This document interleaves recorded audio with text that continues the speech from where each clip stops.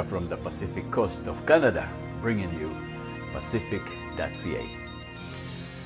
The Capital Regional District of Municipalities, known as CRD, is overwhelmingly in favor of approving a controversial secondary sewage treatment.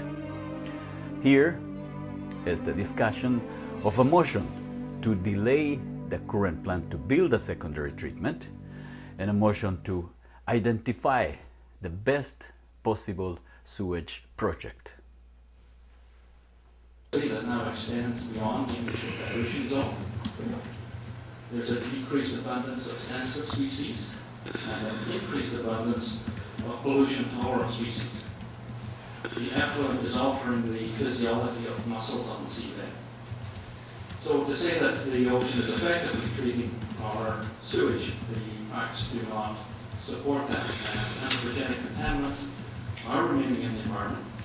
They're entering the food chain and building up in the food chain.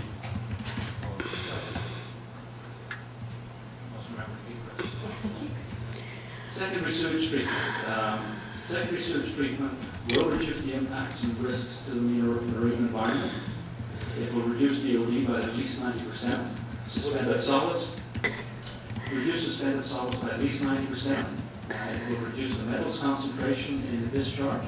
And it will reduce emerging substances of concern from the marine discharge by 90 to 95% parameters. In the CTEC report, it did show the effectiveness of different levels of treatment. So on the left-hand scale, preliminary treatment really doesn't do very much. And then as you move from left to right with more advanced treatment systems, and then the effectiveness of the treatment increases.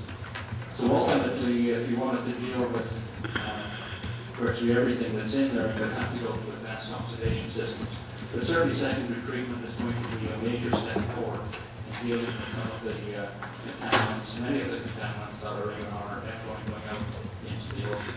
For the last 6 years, the CRD has been working in good faith towards fulfilling the province requirements, and it has not challenged the provincial order. The current plan, which is amendment number 8, was approved by the CRD board back in June of 2010, and by the province in August of 2010. On the funding side, we have negotiated the funding commitments from Canada and British Columbia to a total of $501 million, and the funding agreements are tied to amendment number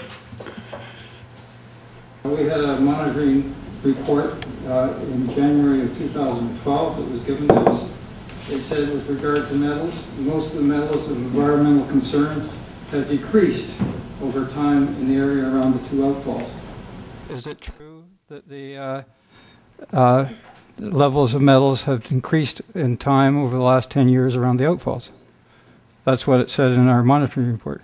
Yeah, that's my understanding. For example, with the source control program that has been put in place, for example, with dental offices where mercury levels have reduced as a result of source control program. And the point I've made here is that source control is an integral part of the overall program and important to stop the contaminants getting into the sewers in the first place. And then you will certainly see a decrease in those in the environment. Thank you. I have another question, Madam Chair.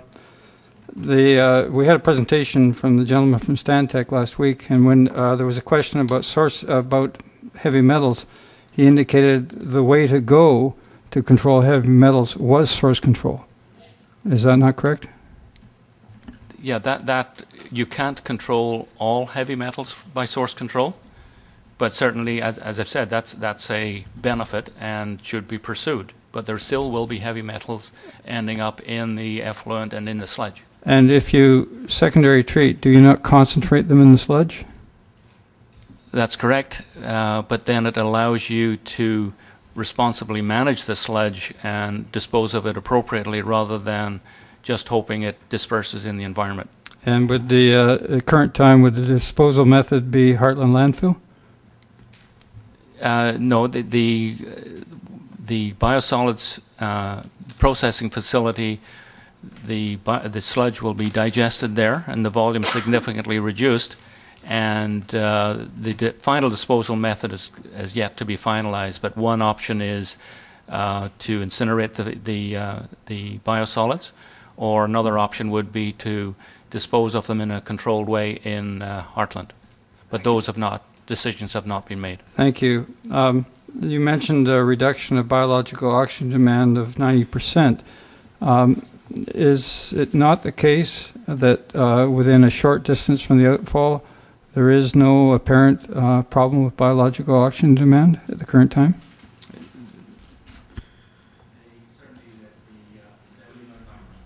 Sorry, dilution factor comes into play there. Thank you. You had a slide from the CTAC report. I read the report again just to check through. The report indicated that they saw no pressing issues in the marine environment at this time that required treatment, and in fact indicated that stormwater and overflows were a much greater environmental concern. Is that not correct? That may have been their conclusion. The reality is we've been ordered to move to secondary sewage treatment, and that's the direction that the board has approved back with the approval of the 2010 Amendment Number 8. Thank you. In the issue of the federal regulations, are they categorizing this area based on an environmental assessment of the conditions around the outfall, or are they categorizing it simply by volume? They're categorizing it on the items I mentioned in the presentation, the BOD, suspended solids, chlorine, and ammonia, and the volume. But they're categorizing it based on the volume of those things, and not a measurable impact in the environment. Is that correct? No, the receiving waters. There is a point score for receiving waters, so open marine waters get the minimum number of points. If you are discharging into an enclosed water body like a lake, then the point score would be much higher, so that you would be triggering the requirement for secondary treatment on that factor. Thank you, but they are not doing an actual assessment of conditions around the outfalls. No, that's correct. Thank you. And last question, Madam Chair. When the province made the order, it did to a large degree on what has been called the McDonald Report. Was it not the case that the authors of the report themselves said that this was certainly a preliminary investigation, and that more extensive investigation should have been done? I mean, I can't comment as to why the province issued the order. Well, no, just in the report. Was not the case that the authors of the report said that? Yeah, and I think that's consistent with reports that the CRD has done, that there is an ongoing need for data collection and collection of more information, and that's an ongoing program. Thank you very much. My question is to do with land-based. Has there been a detailed assessment of the impact of dealing with the effluent on land? And I particularly think of dealing with the carbon footprint, comparative carbon footprint, dealing with some of the heavy metal issues. Because at some point when we go to the land-based treatment, if we go in that direction, there is going to be an impact. And overall, I think we as policymakers, have a duty to ensure that in the long run we choose the better route. I'm just wondering, do we have enough information? And certainly if there is out there, I haven't seen much of it in regards to the impact on land-based treatment. Thank you. Every component of the program, we have conducted an environmental impact assessment